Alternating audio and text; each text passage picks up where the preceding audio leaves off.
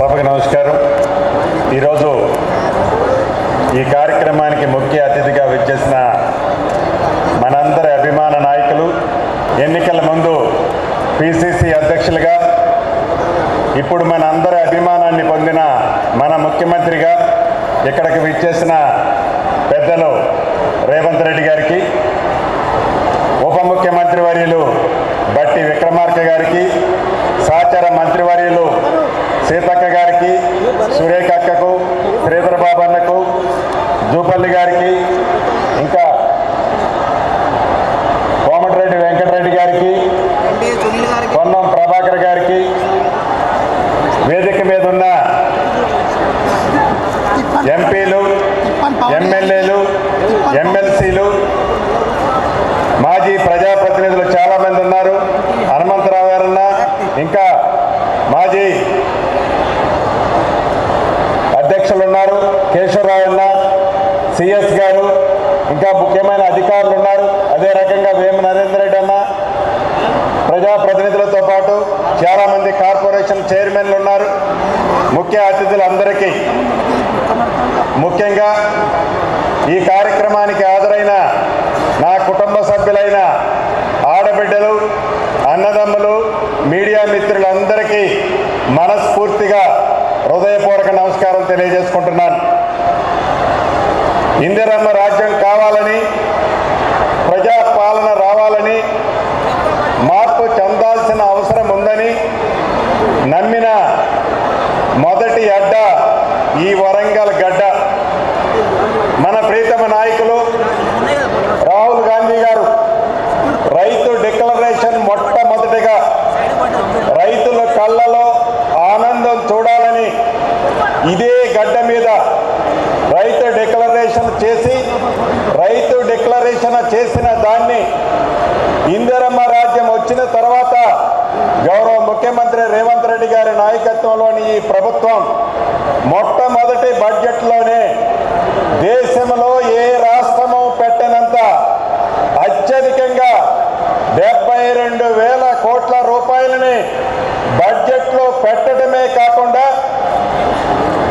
ఇచ్చిన మాట ప్రకారం రైతన్నలకు ఇచ్చిన ప్రతి అంశాన్ని, ఆర్థికంగా రాష్ట్రము ఇబ్బందుల్లో ఉన్నప్పటికీ ఇచ్చిన ప్రతి మాటని చిత్తశుద్ధితో ఈరోజు ఈ రాష్ట్ర ప్రభుత్వం చేపడుతున్నది అనేది ఈ వేదిక ద్వారా మీకు తెలియజేస్తున్నాను.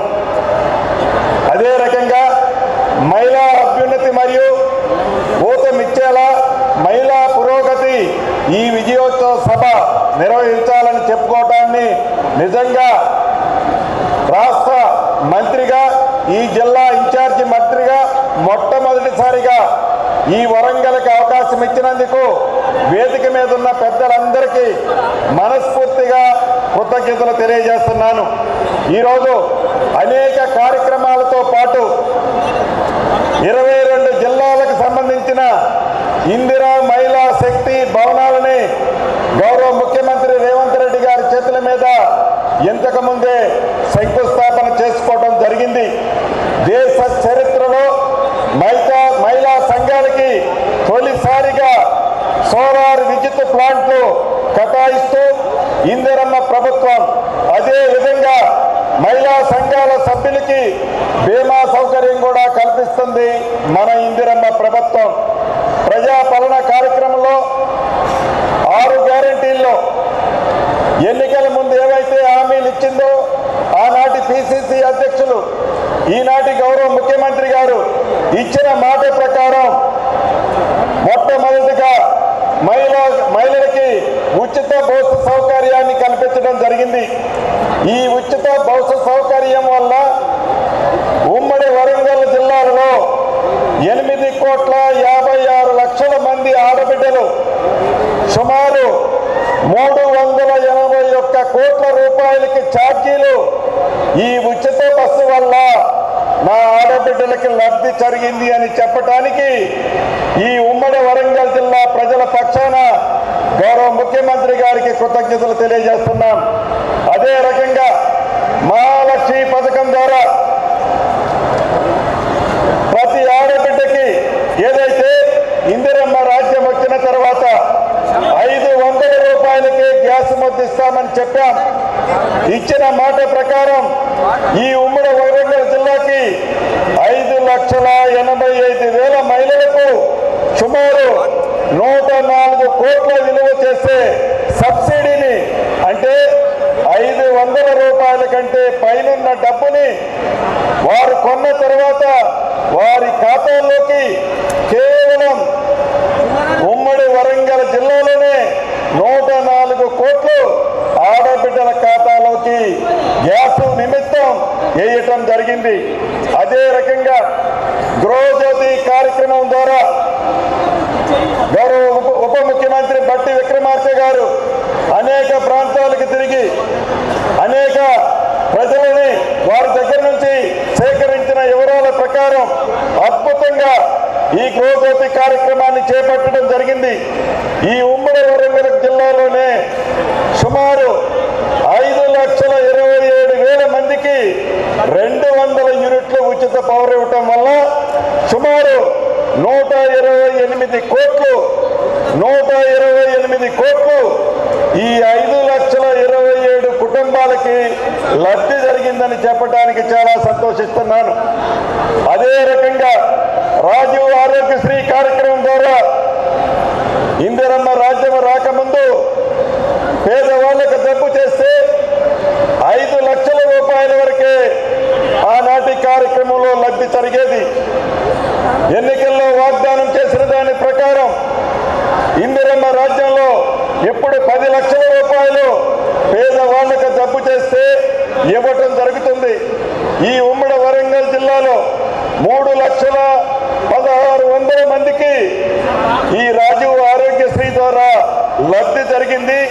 సుమారు 174 కోట్లు పేదవాళ్లకు జబ్బు చేస్తే ఈ రాజీవ్ ఆరోగ్యశ్రీ కార్యక్రమం ద్వారా పేదవాళ్ళని ఆదుకున్నది ఈ ఇందిరమ్మ ప్రభుత్వం.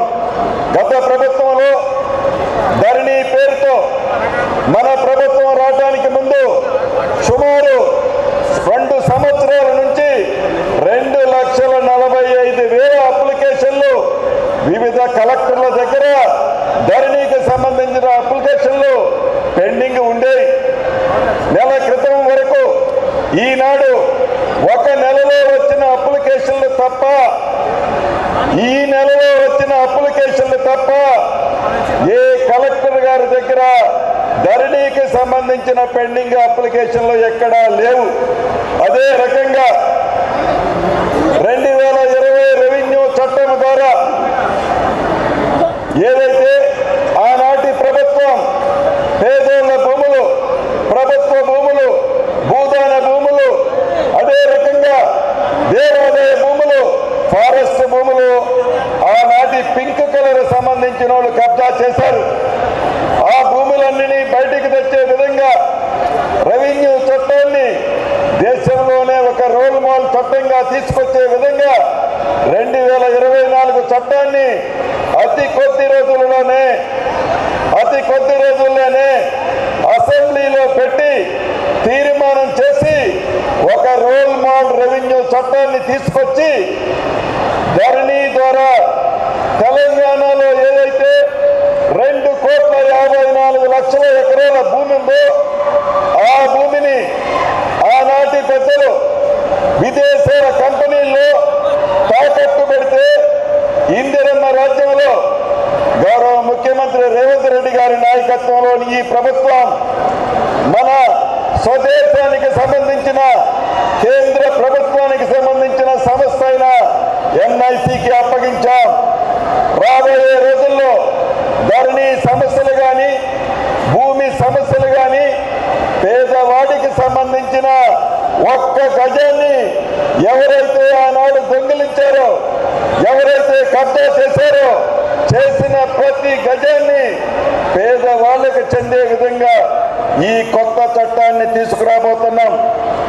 ఇక వరంగల్ విషయానికి వస్తే ఇందాక అనేక విషయాలు ముఖ్యులు చెప్పారు. ఇది ఒక పట్టణం. ఎంతమంది గౌరవ ముఖ్యమంత్రి గారు చెప్పినట్లు వరంగల్ అంటే ఒక చిన్న పట్టణం. దీన్ని మహానగరంగా తీర్చిదిద్దాలన్నదే ఈ ప్రభుత్వం యొక్క ముఖ్య ఉద్దేశం. ఈ వరంగల్ పట్టణాన్ని అభివృద్ధి చేసే దాంట్లో, తీర్చిదిద్దే దాంట్లో, మౌలిక వసతులు కనిపించే దాంట్లో, రహదారులు నిర్మించే దాంట్లో, అన్ని రంగాలలో హైదరాబాద్కి ఎక్కడా తగ్గకుండా ఇదేనా రెండో క్యాపిటల్ అనే విధంగా వరంగల్ పట్టణాన్ని అద్భుతంగా తీర్చిదిద్దబోతున్నా.